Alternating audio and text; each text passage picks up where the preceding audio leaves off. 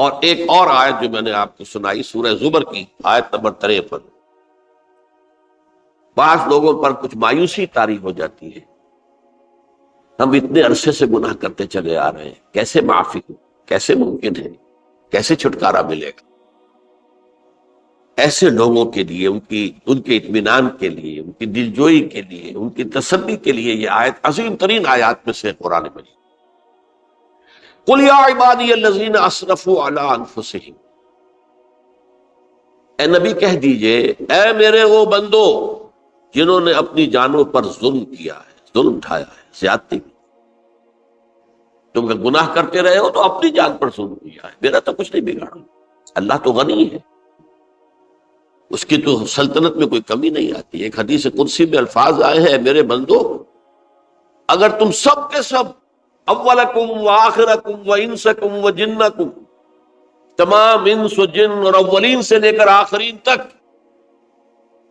کسی بدترین انسان جیسے فاسق و فاجر ہو جائیں، سب ابلیس بن جائیں، تب بھی میری سلطنت میں کوئی کمی نہیں۔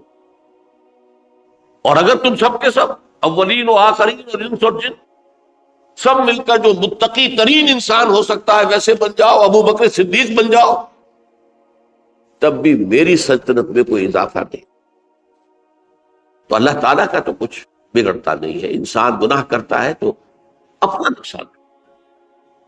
قل یا عبادی الذین اسرفوا علی انفسہم، کہہ دیجئے اے نبی اے میرے وہ بندو جنہوں نے اپنی جانوں پر ظلم کیا ہے، ستم کیا ہے، ظلم ڈھایا ہے، لا تقنطوا من رحمت اللہ۔ میں آج بعض حدیثیں اس موضوع پر آپ کو سناؤں گا، عجیب چشم کشا حدیثیں ہیں۔ میں نے چونکہ اس موضوع پر گفتگو کرنی تھی تو میں نے کچھ اس مرتبہ احادیث کا تفحص کیا، تو واقعہ یہ ہے کہ بعض احادیث پڑھ کر خود میری جو ہے میرے علم میں اضافہ ہوا، ادھر میری توجہ آج تک نہیں گئی تھی۔ لا تقنطوا من رحمت اللہ، اللہ کی رحمت سے مایوس مت ہو۔ ان اللہ یغفر الذنوب جميعا، اللہ تعالیٰ تمام کے تمام گناہ معاف کرتا ہے۔ اللہ تعالیٰ کی قدرت ہے، اللہ کا اختیار ہے، اللہ کا فیصلہ ہے، لہذا مایوس نہ ہو، اصلاح کرو۔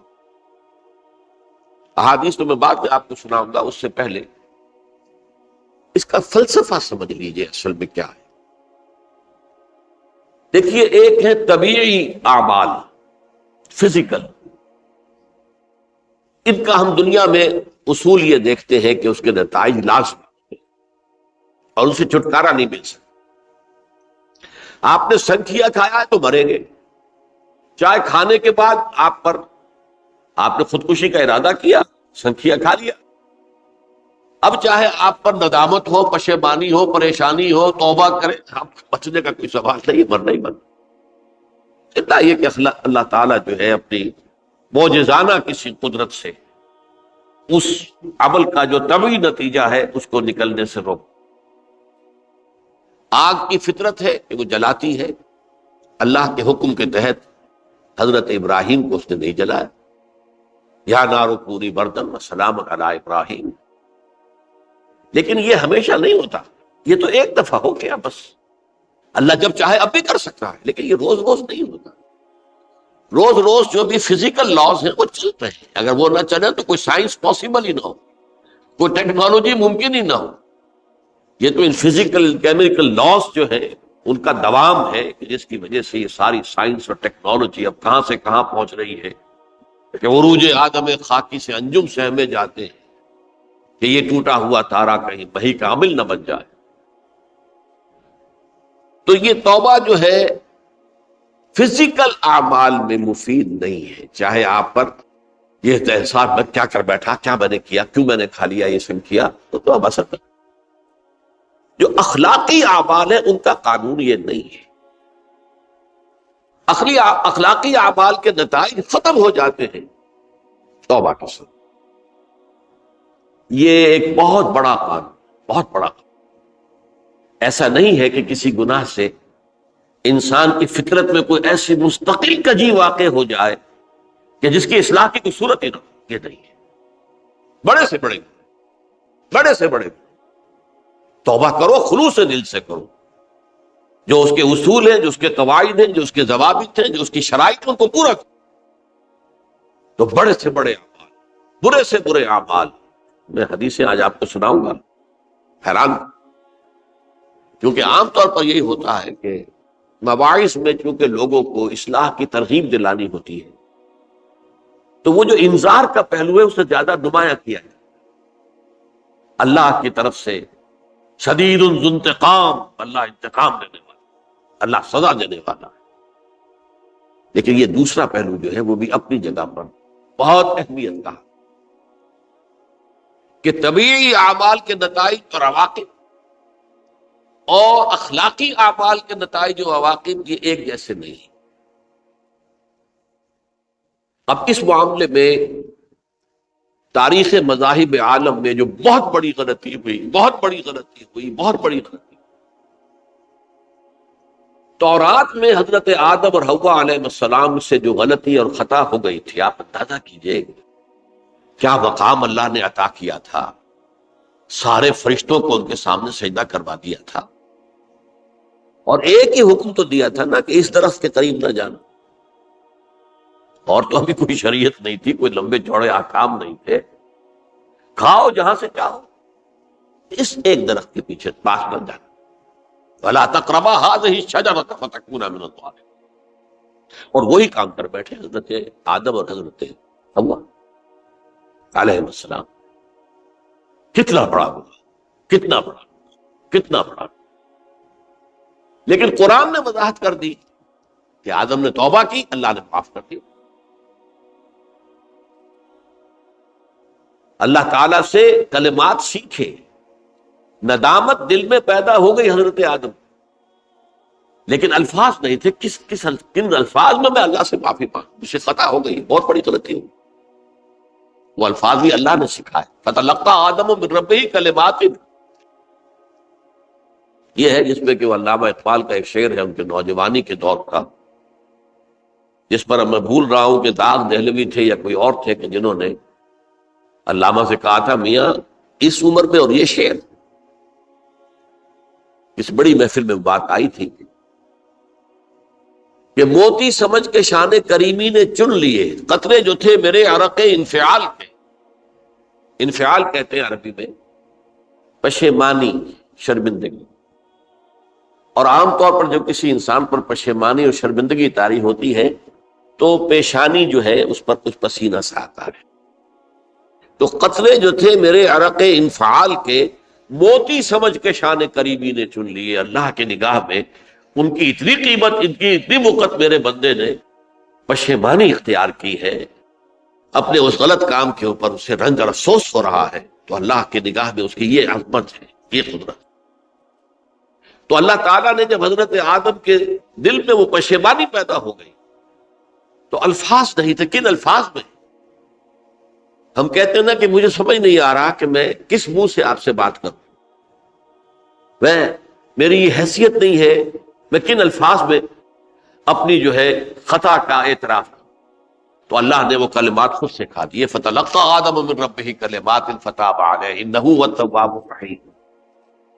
یہ چیز کہیں تورات جب دوبارہ مرتب ہوئی ہے تو وہ نکل گئی، اس میں رہ گئی، باقی اس میں شامل نہیں۔ یہ تاریخی اعتبار سے جان لیجئے، تورات جو ہے وہ آج سے 2500 بلکہ 2600 برس قبل سے دنیا سے غائب ہے۔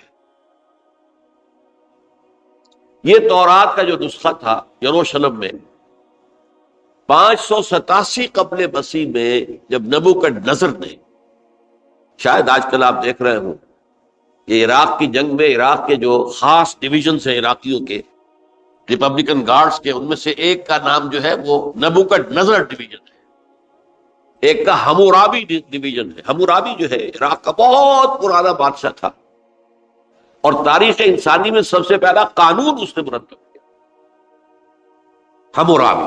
یہ بہت پرانی تہذیب ہے، دنیا کی غالباً سب سے زیادہ اینشنٹ تہذیب جو ہے وہ عراق کی ہے۔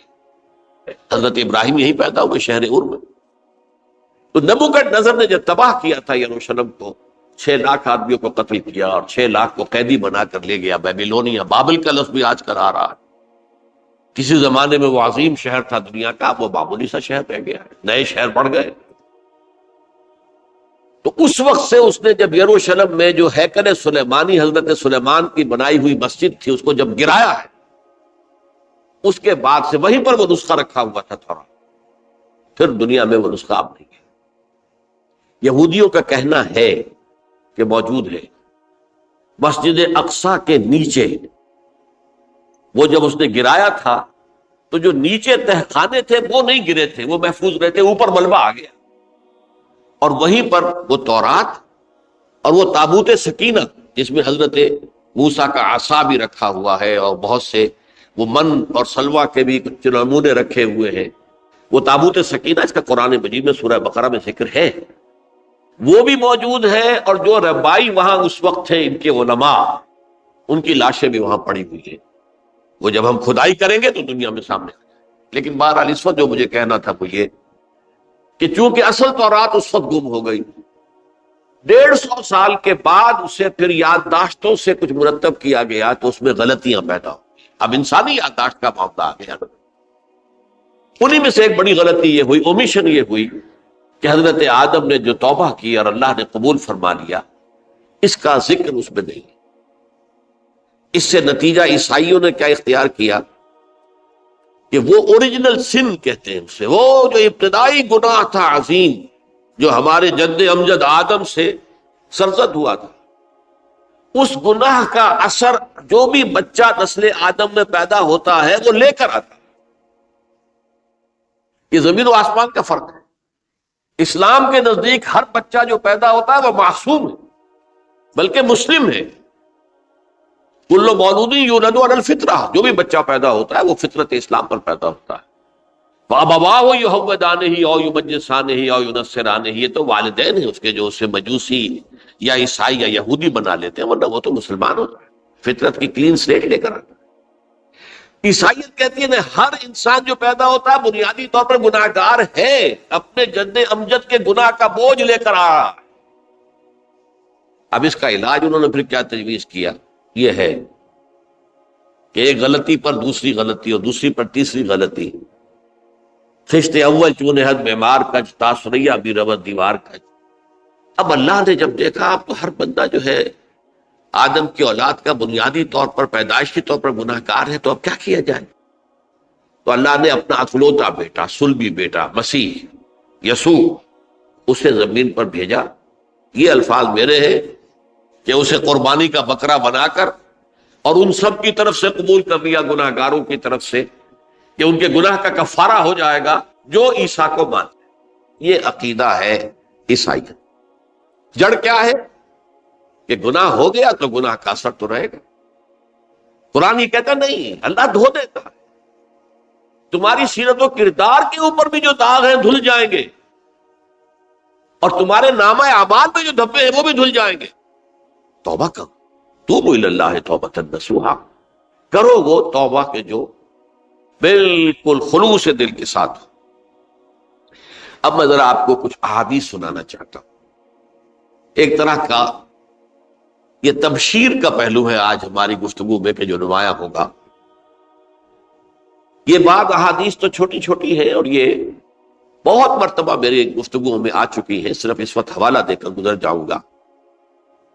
یہ ترمذی اور ابن ماجہ میں حضرت انس ابن مالک رضی اللہ تعالی عنہ سے روایت ہے، حضور نے فرمایا کل بنی آدم خطاؤون وخیر الخطائین التوابون، تمام بنی آدم خطا کار ہیں، خطا کار بھی نہیں، بہت خطا کار، بہت خطا کار، لیکن ان خطا کاروں میں بہتر لوگ وہ ہیں کہ جو خوب توبہ کرتے ہیں۔ غلطی ہو گئی توبہ کر۔ اور ایک اور حدیث میں آپ کو بتاؤں گا کہ یہ نہیں ہے کہ پھر کبھی وہ غلطی نہ ہو، اس وقت آپ یہ لگا لیں اپنے اوپر یہ کام میں نے نہیں کرنا، اور ایک دفعہ وہ کام چھوڑ دیں تو توبہ ہو گئی۔ پھر اگر کچھ عرصے کے بعد پھر کہیں آپ جذبات کی رو میں بہہ گئے، پھر کہیں کوئی برے اثرات جو ہے وہ پڑے، پھر غلطی، کوئی بات نہیں، پھر ہو گیا، پھر توبہ کرو۔ تواب اسی لیے کہا بار بار بار بار بار بار توبہ کرو۔ تو کل بنی آدم خطاؤون وخیر الخطائین التواب۔ دوسری حدیث یہ بھی ابن ماجہ اور بہقی میں ہے، حضرت عبداللہ ابن مسعود رضی اللہ تعالی عنہ، التائب من الذنب کمن لا ذنب لہ، گناہ سے توبہ کرنے والا ایسے ہے جیسے اس نے کبھی گناہ کیا ہی نہیں۔ دھل جاتی ہے، تختی دھل گئی، بچے نے تختی لکھی تھی اس کو دھو دیا، ختم ہو گئی۔ ایک حدیث تو پڑھ کر میں بھی چونکا، یہ اصل میں اسلوب ہے بیان کا، بتانے کے لیے کہ تمہارے دلوں کے اندر مایوسی کا غلبہ نہ ہو جائے۔ مایوس اصل میں جو ہے مایوسی، یہ ابلیسیت ہے، نوٹ کر لیجئے اس کو۔ مایوسی ابلیسیت کی کا عکس ہے۔ مبلس کہتے کسے؟ جو مایوس ہو گیا۔ ابلیس سب سے بڑھ کر مایوس جو ہے وہ ابلیس ہے، اسے معلوم میرا چھٹکارا تو نہیں ہے، لہذا میں جتنوں کو اپنے ساتھ لے کر جہنم میں جھونک دوں یہی میری کمائی ہے، میں نے تو بچنا نہیں۔ تو ابلیس کہتی ہے اس کو جو انتہائی مایوس، مبلس، جو رحمت خدا بندی سے مایوس ہو چکا۔ اب اس کو دور کرنے کے لیے حدیث سنیے، اور یہ حدیث مسلم شریف کی ہے، صحیحین کے حضرت ابو ہریرہ سے حضور فرماتے ہیں والذی نفسی بیدہ، قسم ہے اس ذات کی جس کے ہاتھ میں میری جان ہے، لو لم تذنبوا، اگر تم لوگ گناہ نہ کرتے، لذهب اللہ بکم، تو اللہ تعالیٰ تمہیں لے جاتا کہیں اور، ولجاء بقوم یذنبون، اور پھر کسی ایسی مخلوق کو پیدا کرتا ہے جو گناہ کرتے، فیستغفروا اللہ، اور پھر وہ اللہ سے استغفار کرتے اور توبہ کرتے، فیغفر لہم، اور اللہ تعالیٰ انہیں معاف کرتے۔ تو میں نے عرض کیا کہ یہ بعض چیزیں ہوتی ہیں کہ جن کا واقع سے کوئی تعلق نہیں ہوتا، لیکن ایک زور بیان کے لیے، ایک بات کو ایمفیسائز کرنے کے لیے، جیسے قرآن مجید میں آتا ہے، اے نبی کہہ دو ان کان للرحمن ولد فانا اول العابدین، اگر اللہ کا کوئی بیٹا ہو تو میں سب سے پہلے میں اس کو پوجوں گا۔ جب میں اللہ کو پوجتا ہوں تو اللہ کا اگر کوئی بیٹا ہوتا تو کیا میں اسے نہ پوچھتا؟ لیکن نہیں ہے۔ اب یہ نہیں ہے، نفی کے لیے زور دیا کہ اگر اللہ کا کوئی بیٹا ہوتا، لو کان للرحمن ولد فانا اول العابدین۔ اسی طرح یہ ہے کہ اگر انسان گناہ نہ کرتے اور گناہ کے بعد توبہ کر کے اللہ تعالیٰ کی شان غفاری کا ظہور نہ ہوتا، یہ بھی ایک عجیب فلسفے کی بات ہے، اللہ نے یہ کائنات کیوں پیدا کی؟ قرآن مجید میں اس کو براہ راست ایڈریس نہیں کیا گیا اس مسئلے کو، میرے علم کی حد تک۔ ہو سکتا ہے کہیں بہت خفی انداز میں ہو اور ابھی تک میری نگاہ سے بھی جو ہے وہ چھپا رہ گیا، ہو سکتا قرآن مجید کے غامض نکات ایسے ہو سکتے۔ کوئی شخص، میں تو کہتا ہوں کہ اگر کوئی شخص کہتا ہے، میرے بارے میں ایک عالم دین نے کہہ دیا تھا کہ اسے قرآن پر بڑا عبور حاصل ہے، تو میں نے انہیں پیغام پہنچایا، جن صاحب نے مجھے ان کا یہ جملہ سنایا تھا کہ آپ نے قرآن کی توہین کی ہے، قرآن پر عبور کسی انسان کو نہیں۔ عبور کا مفہوم کیا ہے؟ دریا کے دو کنارے ہیں، آپ اس کنارے سے اس کنارے چلے گئے تو آپ نے عبور کیا دریا۔ قرآن کے کنارے ہیں ہی نہیں، لا پیدا کنار۔ لہذا یہ کہہ دینا کسی کے بارے میں کہ قرآن مجید، اب انہوں نے تو ایک طرح سے میری تعریف کی تھی، میرے ایک ساتھی سے جملہ کہا تھا، ان کے وہ عزیز تھے، تو گویا کہ وہ جو میری تنظیم میں تھے ان کو خوش کرنے کے لیے کہہ دیا ہو، یا جو بھی ہو، ان کے دلی جذبات ہو سکتا ہے کہ میں نے کہا انہیں یہ پیغام پہنچا دیجئے، آپ نے قرآن کی توہین کی۔ قرآن پر عبور کسے کو سکتا؟ نہ معلوم کتنے مقامات ہیں کہ جہاں امام راضی بھی کھڑے ہوئے ایسے نظر آتے ہیں، دہشت زدہ، اعلم من ھذا المقام مقام غامض مہیب عمیق، ہوشیار کے رہ مردب تیغست قدم رہا، ہوشیار ہو جاؤ، یہ بڑا خطرناک مقام ہے، بہت مشکل مقام ہے، اس کے تہ تک پہنچنا کسی کے لیے ممکن نہیں ہے۔ سورہ حدید کی آیت هو الاول والآخر والظاہر والباطن پر یہ الفاظ ہیں جو امام راضی نے لکھے۔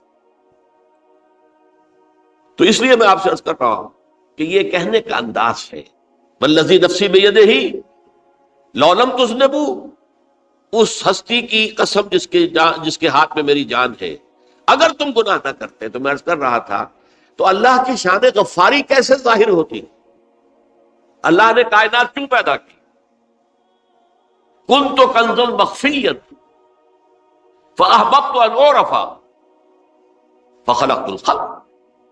محدثین کرام اگرچہ اس حدیث کی سند کو پختہ نہیں مانتے ہیں، لیکن اکثر مفسرین نے اس کو تسلیم کیا ہے۔ علامہ آلوسی نے تسلیم کیا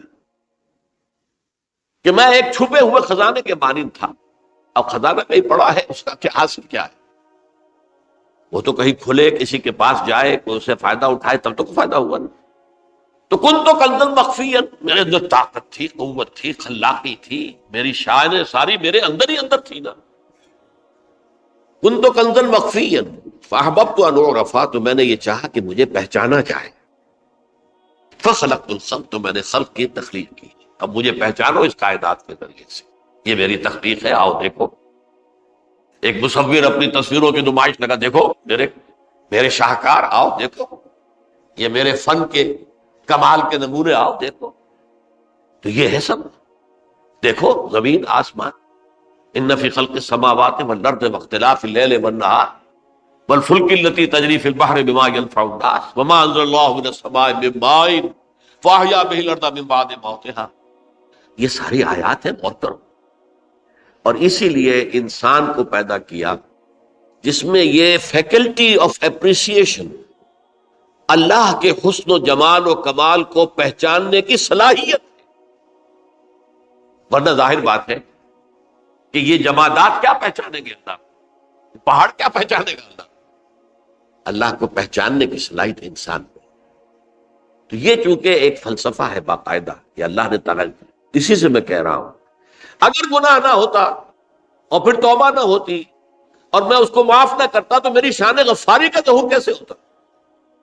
میری شان ہے نا، غفار بھی ہوں، ستار بھی ہوں، اس کا ظہور کیسے ہو؟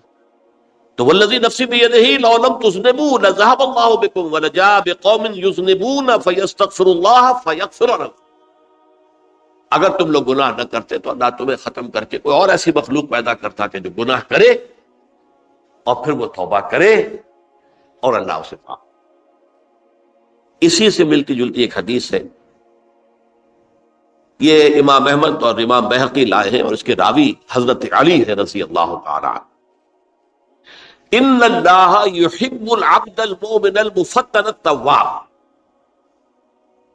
اللہ تعالیٰ کو بہت محبت ہے، یحب۔ اب دیکھیے ایک طرف وہ آیات ذہن میں لائیے، اللہ تعالیٰ کن سے محبت کرتا ہے؟ واللہ یحب المحسنین، یا وہ لوگ ان اللہ یحب الذین یقاتلون فی سبیلہ صفا کانہم بنیان مرصوص، اللہ محبت کرتا ہے اپنے ان بندوں سے جو اس کی راہ میں جنگ کرتے ہیں صفے باندھ کر، گویا سیسا پلائی ہوئی دیوار ہے۔ یہ ہے مثبت کام، نیک کام، محسنین، اللہ کی راہ میں قتال کرنے والے۔ یہاں اس کے برعکس کہا جا رہا ہے ان اللہ یحب، اللہ تعالیٰ محبت کرتا ہے اپنے اس بندے سے، العبد المومن، جو مومن ہو۔ اس کی ایک اور بڑی پیاری حدیث آئے گی، المفتن التواب، جو بہت فتنوں میں مبتلا ہو جاتا ہو اور پھر بہت توبہ کرتا ہو، مفتن التواب، لیکن ساتھ ہی پلٹتا ہو، رجوع کرتا ہو، پھر اللہ کے حضور میں حاضر ہوتا ہو، پھر معافی مانگتا ہو۔ اللہ تعالیٰ کو اپنا ایسا بندہ بہت پسند ہے۔ اب میں کچھ اور حدیثیں آپ کو سنا رہا ہوں۔ توبہ کا دروازہ دو اعتبارات سے کہا گیا ہے کہ ایک وقت آنے پر بند ہو جائے۔ ایک حدیث کے تو الفاظ میں نوٹ کر کے نہیں لایا ہوں کہ اللہ تعالیٰ نے توبہ کا ایک دروازہ اتنا چوڑا کھلا رکھا ہوا ہے کہ جس کو عبور کرنا جو ہے وہ سال ہا سال میں ممکن ہو، اور یہ بند نہیں ہوتا جب تک کہ سورج مغرب سے طلوع نہ ہو جائے۔ یہ قیامت کی جو آخری، قریب قیامت کی جو آخری نشانیاں ہیں ان میں سے وہی حدیث میں آپ کو سنا رہا ہوں، عن ابی ہریرہ رضی اللہ تعالی عنہ، اور یہ مسلم شریف کی روایت ہے۔ من تاب قبل ان تطلع الشمس من مغربها تاب اللہ علیہ، سورج کے مغرب سے طلوع ہونے سے قبل تک جو لوگ توبہ کریں گے اللہ تعالیٰ ان کی توبہ قبول کر لے گا۔ البتہ جب وہ قیامت کی وہ نشانی ظاہر ہو جائے کہ سورج مغرب سے طلوع ہو رہا ہے، اب دروازہ توبہ کا بند ہے۔ اب اس کے بعد اگر توبہ کوئی کرتا ہے تو اللہ تعالیٰ اس کی توبہ کو قبول نہیں کرے۔ یہ تو اجتماعی سطح پر ہوئی۔ انفرادی سطح پر ان عبداللہ ابن عمر رضی اللہ تعالی عنہما عن النبی صلی اللہ علیہ وسلم قال ان اللہ عز وجل یقبل توبۃ العبد ما لم یغرغر۔ یہ ترمذی میں ہے، حضرت عبداللہ ابن عمر رضی اللہ تعالی عنہما سے کہ اللہ تعالیٰ اپنے بندے کی توبہ قبول کرتا ہے جب تک کہ وہ جسے ہم کہتے ہیں گھنگرو نہ بولنے لگے حلق کے اندر، جبکہ نزع عالم نزع ہو اور جان جو ہے وہ آ کر پھر یہاں اٹکتی ہے، تو اس وقت تک دروازہ کھلا ہے توبہ کا۔ لیکن جب یہ شکل ہو گئی تو دروازہ بند۔ یہ انفرادی سطح پر ہو گیا، جب آپ کے موت کے آثار اتنے واضح ہو گئے کہ اب جا رہے ہیں، اب توبہ کریں گے تو توبہ قبول نہیں ہو۔ اجتماعی سطح پر جب قیامت جو ہے اس کی وہ گھڑی آ گئی کہ سورج مغرب سے طلوع ہو گیا، اب توبہ کا دروازہ بند۔ ایک اور حدیث ہے جو میں نے بہت مرتبہ اس کا ترجمہ تو آپ کو بہت دفعہ سنایا ہے، آج میں چاہتا ہوں اس کو پورے متن کے ساتھ آپ کے سامنے رکھوں۔ یہ حضرت انس بن مالک رضی اللہ تعالیٰ عنہ سے مروی روایت ہے، جو حضور کے خادم خاص تھے، اور یہ متفق علیہ بھی ہے، یعنی بخاری میں بھی ہے، مسلم میں بھی ہے، لیکن تھوڑا سا فرق ہے الفاظ کا۔ تو جو مسلم شریف کی روایت ہے اس کے الفاظ کیا ہیں؟ للہ اشد فرحا بتوبۃ عبدہ حین یتوب الیہ۔ جان لو اللہ تعالیٰ کو زیادہ خوشی ہوتی ہے اپنے کسی گناہ گار بندے کی توبہ سے جبکہ وہ توبہ کرتا ہے۔ کس سے زیادہ ہوتی ہے؟ اس کی ایک تمثیل تھی، من احدکم، ایک ایسے شخص سے بھی زیادہ بڑھ کر خوشی ہوتی ہے، کان علی راحلتہ بأرض الفلات، کہ جو بہت ہی دور دراز کے اور سنسان علاقے میں سفر کر رہا تھا، فانتحرفت منہ، اس کی سواری جو ہے گم ہو گئی، وعلیہا طعامہ وشرابہ، اسی پر اس کا کھانا بھی تھا اور پانی بھی تھا۔ اونٹنی پر سفر کر رہا تھا، اسی پر ہوتا ہے راحلہ جو ہے راستے کا سامان۔ اچانک کہیں بیٹھا ہے تھوڑی دیر کے لیے سستانے کے لیے، کہیں اونگ آ گئی اور اونٹنی صاحبہ غائب۔ اب آنکھ کھلی اور اس نے دیکھا، فَأَيَّسَ مِنْهَا، تلاش کر کر کے مایوس ہو گیا، کہیں اونٹنی کا سراغ نہیں۔ اب ظاہر بات ہے کسی صحرا میں یہ کیفیت، اس کا مطلب کیا ہے؟ یقینی موت۔ فَأَتَى شَجَرَةً فَاسْتَجَعَ فِي ظِلِّهَا وَقَدْ أَيَسَ مِنْ رَاحِلَتِهِ، تو وہ ایک درخت کے نیچے اس کے سائے میں آ کے لیٹ گیا، گویا کہ موت کی امید۔ فَبَيْنَهُمَا وَهُوَ كَذَلِكَ إِذْ هُوَ بِهَا قَائِمَةٌ عِنْدَهُ، اس کی کہیں دوبارہ آنکھ لگی ہے، جو کھولا تو دیکھتا ہے اونٹنی تو موجود ہے، کھڑی ہے، تو وہ فوراً اس کی وہ جو رسی ہے وہ پکڑتا ہے، فَأَخَذَ بِخِتَامِهَا ثُمَّ قَالَ مِنْ شِدَّةِ الْفَرْحِ، اب جو اسے مسرت ہوئی اس کا آپ اندازہ کر سکتے ہیں۔ ایک یقینی موت کا معاملہ آ چکا تھا اور اچانک اللہ تعالیٰ نے وہ کھوئی ہوئی اونٹنی جو ہے وہ واپس دلا دی۔ تو وہ کہنا تو یہ چاہتا تھا، اللہ تو میرا رب ہے، میں تیرا بندہ ہوں، لیکن جسے ہم کہتے ہیں کہ خوشی کی انتہا فرط مسرت میں ایسی زبان لڑکھڑائی، اس نے کہا اللہم انت عبدی وانا ربک، اے اللہ تو میرا بندہ ہے، میں تیرا رب۔ یہ کہنا ہے تو یہ کیا ہے؟ فرط مسرت، جسے آپ خوشی کی انتہا، کہ جس میں انسان جو ہے اتنی بڑی خطا کر بیٹھتا ہے۔ اللہ کو اپنے کسی گناہ گار بندے کی توبہ سے اس سے بھی زیادہ خوشی۔ اب ظاہر بات ہے کہ تماثیل کس لیے ہے؟ بعض لطائف، بعض حقائق اتنے لطیف ہوتے ہیں کہ ان کو بیان نہیں کیا جا سکتا بتمام کمال، تو مثالوں کا سہارا لیتے ہیں۔ اللہ کو کتنی خوشی ہوتی، کیا سمجھیں گے؟ لہذا یہ مثال تو سمجھ میں آ گئی نا کہ ایک لقودق صحرا میں انسان سفر کر رہا تھا، ایک ہی اونٹنی ہے، اسی پر اس کا پانی ہے، اسی پر اس کا کھانا ہے، کہیں ٹھہرا ہے تھوڑی دیر کے لیے اور اونٹنی غائب، اور اس کے بعد تلاش کر کے شمال مغرب جنوب ہر طرح دیکھ لیا، اب تک کہیں اونٹنی کا سراغ نہیں، اب موت کے انتظار میں لیٹ گئے کہ اچانک دیکھتا ہے کہ اونٹنی موجود ہے۔ تو وہ شدت فرح میں یہ کہہ بیٹھتا ہے اللہم انت رب انت عبدی وانا ربک انا للہ و انا الیہ راجعون۔ اب دیکھیے ایک حدیث وہ آ رہی ہے، اور اس کو یوں سمجھیے، اللہ تعالیٰ نے جو انسان پیدا کیے ہیں ان کے مزاج مختلف ہیں۔ ان میں کچھ لوگ ہوتے ہیں جو قوی ہوتے ہیں ارادے کے، جو فیصلہ کر لیا ڈٹ گئے۔ کچھ لوگوں میں وہ قوت ارادی اتنی مضبوط نہیں ہوتی، وہ ادھر ادھر سوچتے رہتے ہیں۔ کچھ لوگ جسمانی طور پر بہت توانا ہوتے ہیں، کچھ لوگ جسمانی طور پر پیدائشی طور پر کمزور ہوتے ہیں۔ تو اگر کوئی قوت ارادی کمزور رکھنے والا شخص ہے، وہ بھی تو اللہ کی تخلیق ہے، اللہ کا بندہ ہے، خطاؤں کا ظہور ہو جاتا، توبہ کرتا ہے، پھر کچھ عرصے کے بعد پھر خطا کا ظہور ہو جاتا، پھر توبہ کرتا، تو ہم تو یہ سمجھیں گے کہ ایک حد کے بعد پھر اس کی توبہ قبول نہیں ہوتی چاہیے۔ لیکن حدیث سنیے، وعن ابی ہریرہ رضی اللہ تعالی عنہ قال قال رسول اللہ صلی اللہ علیہ وسلم ان عبدا اذنب ذنبا، یقیناً ایک بندہ جو ہے وہ ایک گناہ کرتا ہے، فقال، پھر وہ کہتا ہے رب، اے میرے پروردگار، اذنبت فاغفر لی، مجھ سے گناہ ہو گیا ہے، مجھے معاف کر دیجیے۔ فقال ربہ، تو پروردگار یہ کہتا ہے اعلم عبدی ان لہ ربا یغفر الذنب ویاخذ بہ، میرا یہ بندہ یہ جانتا ہے کہ اس کا ایک رب ہے جو گناہ معاف بھی کر سکتا ہے اور سزا دے بھی سکتا ہے۔ کیا معنی ہوگا؟ گناہ اس نے کیا ہے لیکن جانتا ہے اللہ کہ وہ معاف بھی فرما سکتا ہے، تبھی تو وہ اللہ سے معافی کی درخواست کر رہا ہے۔ اس کے اس جاننے کی بنیاد پر، اس کے اس علم کی بنیاد پر، اس کے اس ایمان کی بنیاد پر فرمایا غفرت لعبدی، میں نے اپنے بندے کو معاف کر دیا۔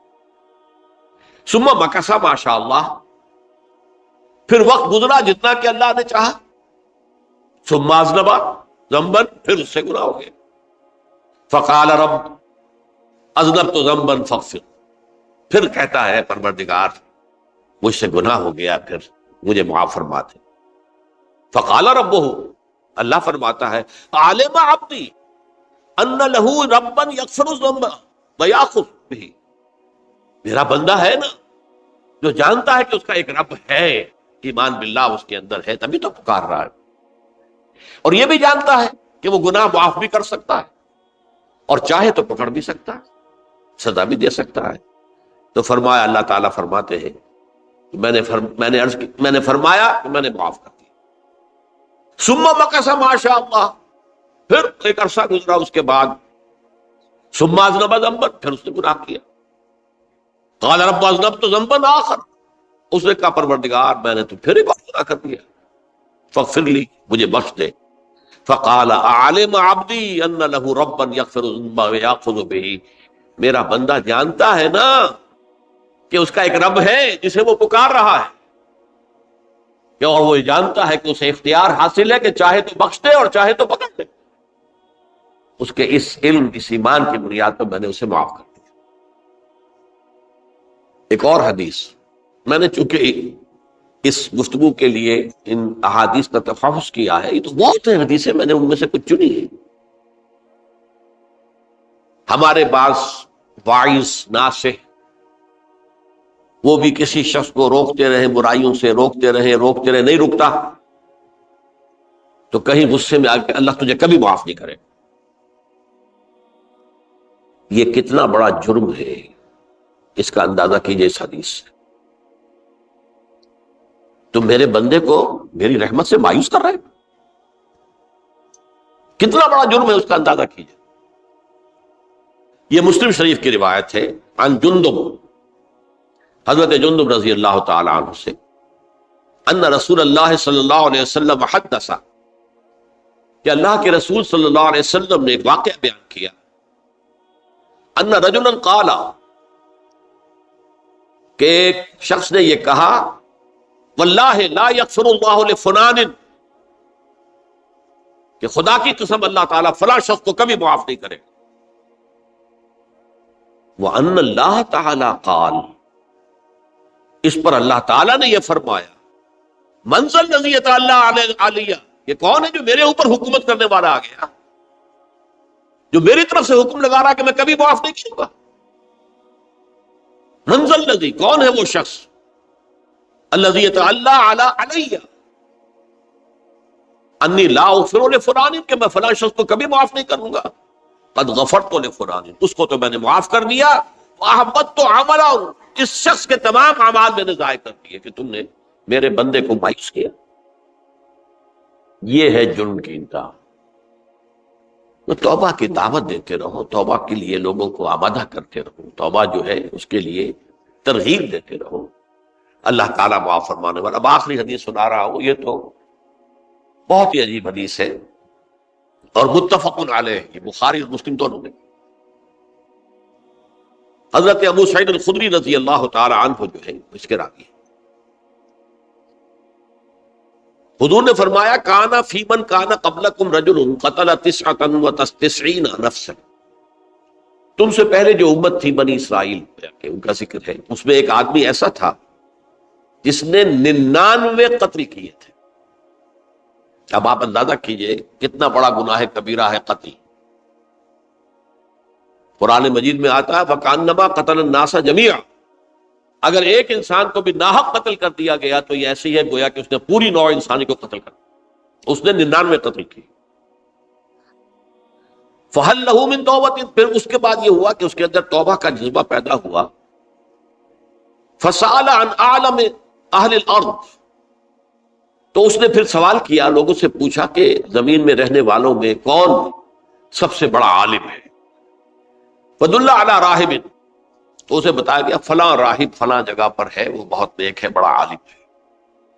فَأَتَاهُ، وہ اس کے پاس آیا، فَقَالَ أَنَّهُ قَتَلَ 99 نَفْسًا فَهَلْ لَهُ مِن تَوْبَةٍ، انہوں نے کہا دیکھیے راہب صاحب، میں نے 99 انسان قتل کیے، اب مجھے یہ بتائیے کہ میرے لیے توبہ کا کوئی امکان ہے؟ فقال اللہ، اس نے کہا نہیں۔ فقتلہ، اس نے اس کو بھی قتل کر دیا۔ فکمل بہ 100، اپنی سینچری مکمل کر لی، مطلب 99 کے بعد ایک ہی کسر تھی، اس کو بھی قتل کیا، 100 پورے کر لیے۔ ثم سأل عن عالم اہل الارض، پھر اس نے پوچھا کوئی اور، کوئی بڑے عالم انسان ہو۔ فدل علی رجل عالم، پھر اس کی رہنمائی کی گئی ایک بڑے عالم شخص کی طرف۔ فقال انہ قتل 100 نفس، تو اس نے وہاں جا کر کہا کہ میں 100 انسان ہلاک کر چکا ہوں، قتل کر چکا ہوں۔ فہل لہ من توبہ، میرے لیے توبہ کا کوئی امکان ہے؟ فقال نعم، کیوں نہیں، 100 قتل کیے تب بھی کیا ہے، توبہ کا راستہ دروازہ کھلا ہوا، معلوم یغرغر، جب تک کہ وہ گھنگرو نہیں بج رہا اس وقت تک تمہارے توبہ کا دروازہ کھلا ہوا ہے۔ فرمایا نعم، ومن یحول بینہ وبین التوبہ، تمہاری توبہ کے درمیان اور تمہارے درمیان کون حائل ہو سکتا ہے، توبہ کا دروازہ کھلا ہے۔ لیکن ساتھ ہی کہا انطلق الی ارض کذا و کذا، اب تم ایسے کرو، جہاں تم رہتے ہو وہاں نہ جاؤ واپس، وہاں کا ماحول اچھا نہیں ہے، معاشرہ اچھا نہیں ہے، ہو سکتا ہے کہ تم توبہ پر قائم نہ رہ سکو، تم فلاں جگہ چلے جاؤ، وہاں اچھے لوگ آباد ہیں، ان میں جا کر رہو۔ فإن بها أناسا يعبدون اللہ تعالی، وہاں ایسے لوگ آباد ہیں جو اللہ کی بندگی کرتے ہیں۔ فاعبد اللہ معهم، تو تم ان کے ساتھ مل کر اللہ کی بندگی اور پرستش کرو۔ ولا ترجع الى ارضک، اپنی زمین کی طرف اپنے وطن میں واپس مت جاؤ۔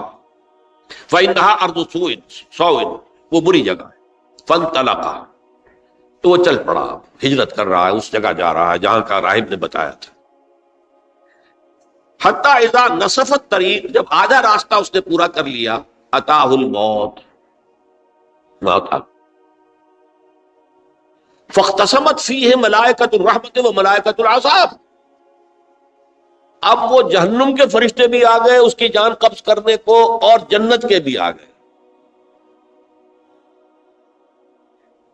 فقالت ملائکۃ الرحمہ، رحمت والے جو فرشتے ہیں جنت والے، انہوں نے کہا جا تائبا مقبلا بقلبہ اللہ تعالی، یہ شخص توبہ کر کے اللہ تعالیٰ کی طرف ہجرت کر رہا تھا، اس لیے اس کی نیت کی بنیاد پر اب یہ جنتی ہے، لہذا اس کی روح ہم قبض کریں.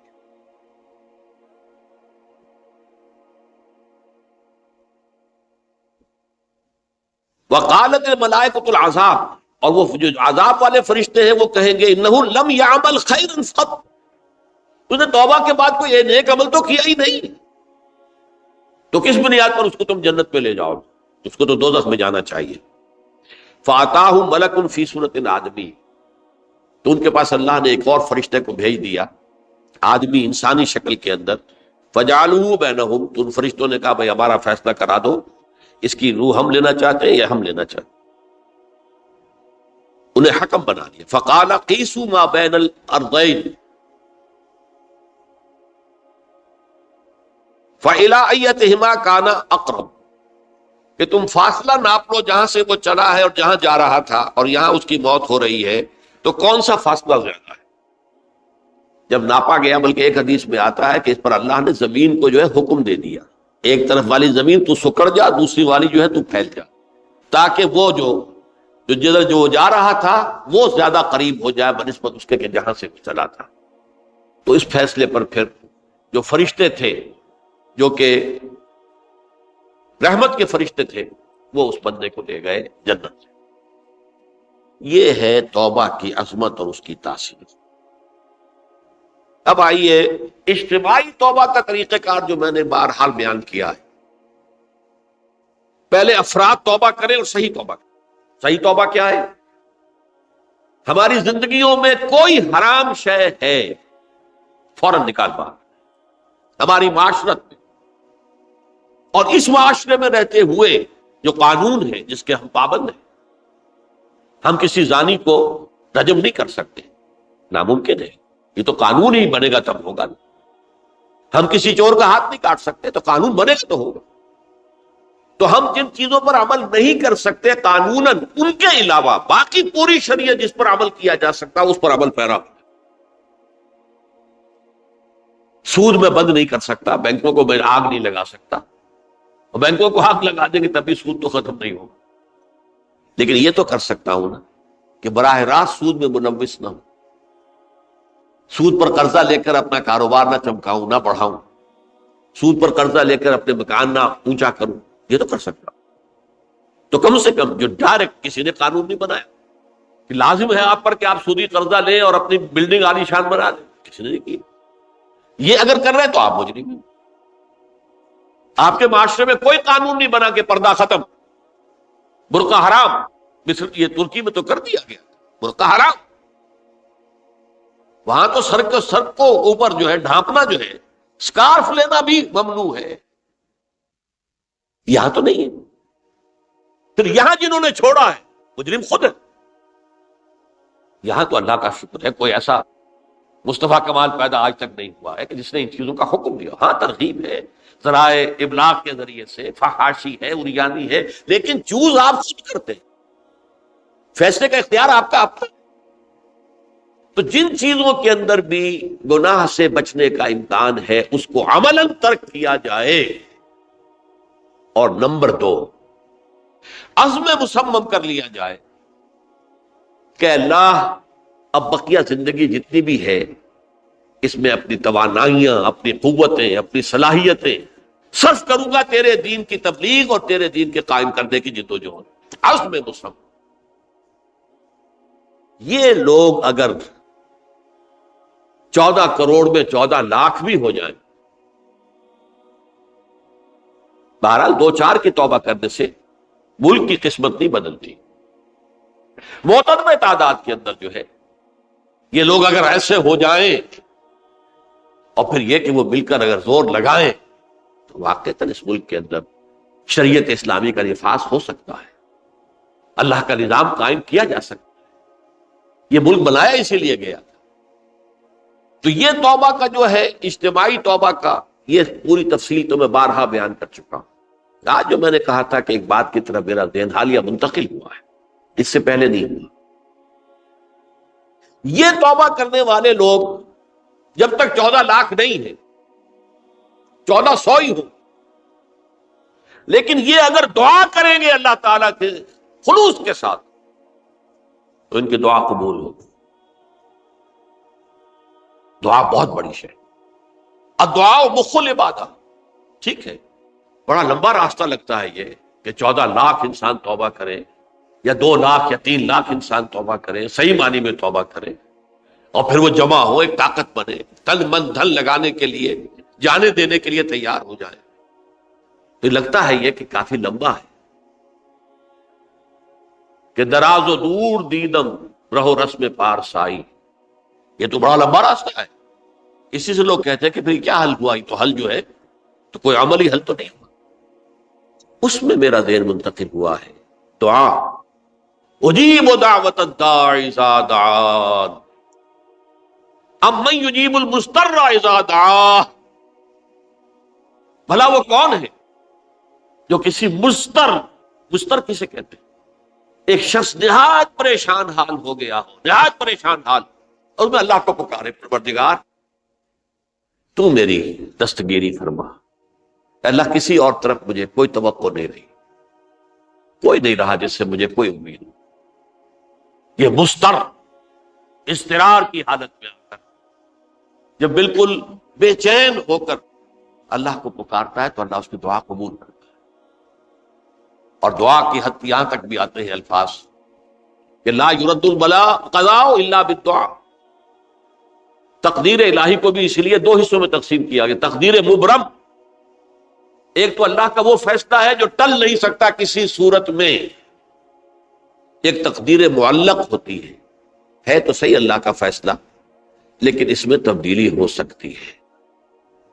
یہ جو تقدیر معلق ہوتی ہے اس میں دعا انتہائی مؤثر شے ہے.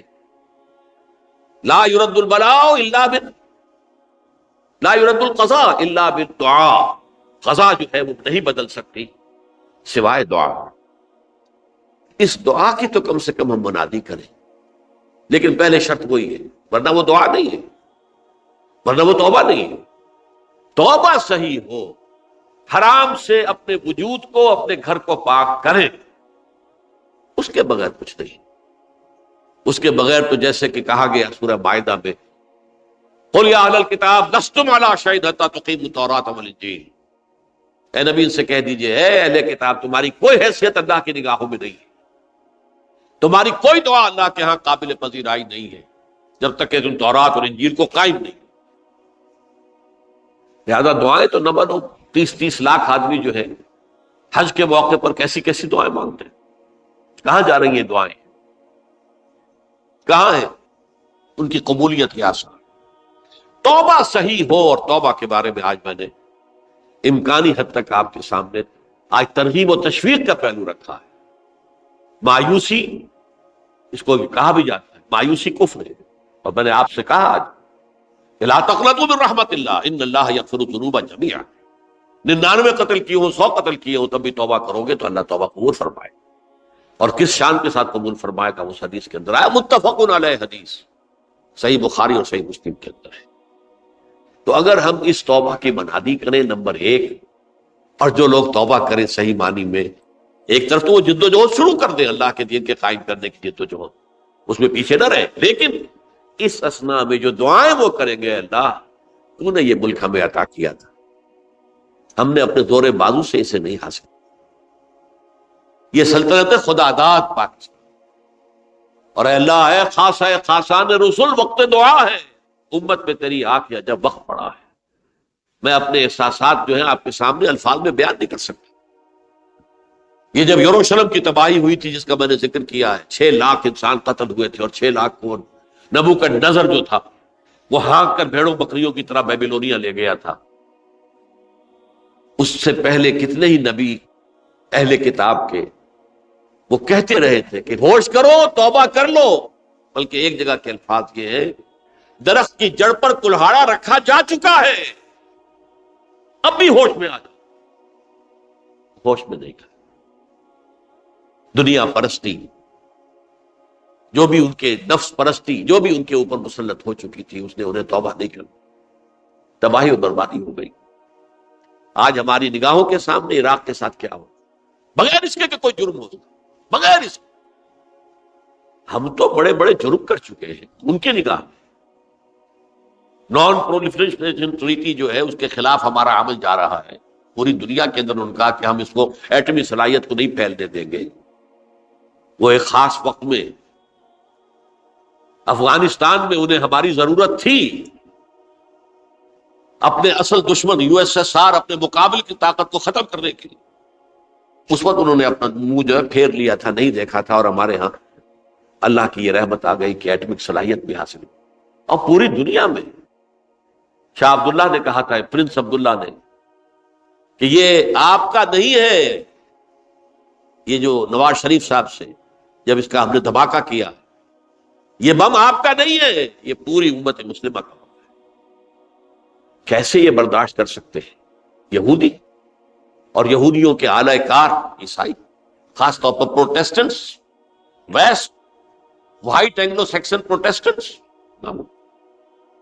تو سمجھ لیجئے کہ پاکستان کی جڑوں پر بھی تیشہ رکھا جا چکا۔ یہ میرے احساسات کی اس سے کم میں تعبیر ہو نہیں سکتی، لیکن اب بھی امکان ہے، اب بھی امکان، اب بھی امکان۔ توبہ کرو، توبہ کراؤ، مل جل کر طاقت بنو، کوشش کرو کہ یہاں اسلام کا نظام آ جائے، اور اس اسنا میں بھی دعا کرو اللہ تعالیٰ سے کہ اللہ ہمیں مہلت عطا فرما دے، ہمیں کچھ اور مہلت عطا فرما دے، اے اللہ ہمیں کچھ اور مہلت عطا فرما دے۔ بارک اللہ لی ولکم فی القرآن العظیم ونفعنی وإیاکم بالآیات والذکر الحکیم۔